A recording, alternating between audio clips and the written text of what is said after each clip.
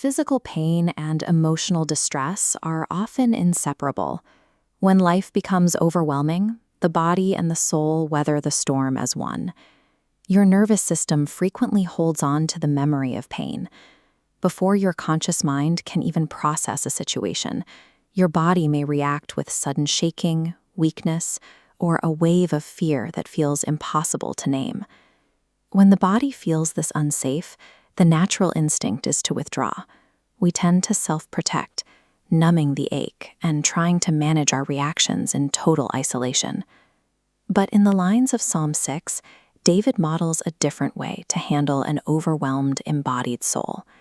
Instead of waiting for the distress to pass, David brings his physical weakness and his soul's anguish directly into the presence of God.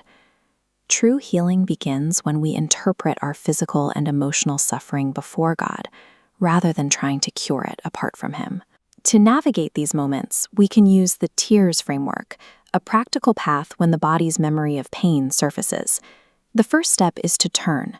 We choose to move toward God in physical distress, offering Him the fear while it's actually happening.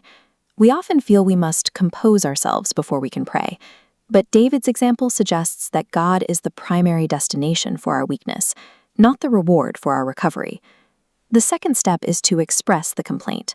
This means plainly naming the physical tension and the emotional exhaustion, giving language to how worn down the body feels. Vocalizing this raw, messy exhaustion is an act of faith.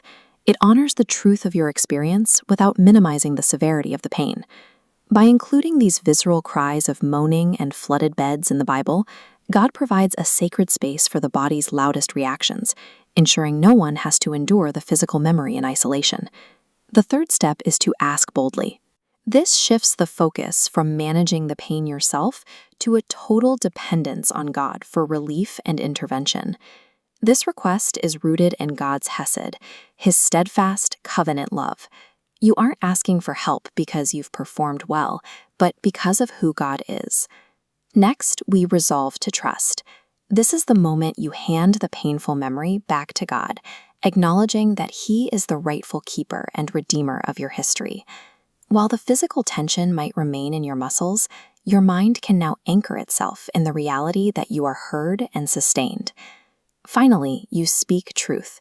You replace the internal narrative that I am not safe with the promise that the Lord is a refuge and a present help. This process doesn't erase what happened. Instead, it systematically transfers the weight of the memory from your overwhelmed body to a sovereign God. The path David walks in this psalm eventually leads to the Garden of Gethsemane. There, Jesus experienced his own deep physical suffering and an anguish of soul that mirrored David's cry. On the cross, Jesus bore the weight of human trauma to redeem the very things that have wounded you. Because of this sacrifice, your suffering has meaning. Your painful memories are not wasted. They are held within a larger plan of restoration.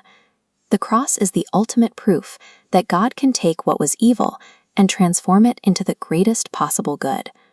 Rather than trying to forget the past, you are invited to remember your trauma with God and to suffer before Him.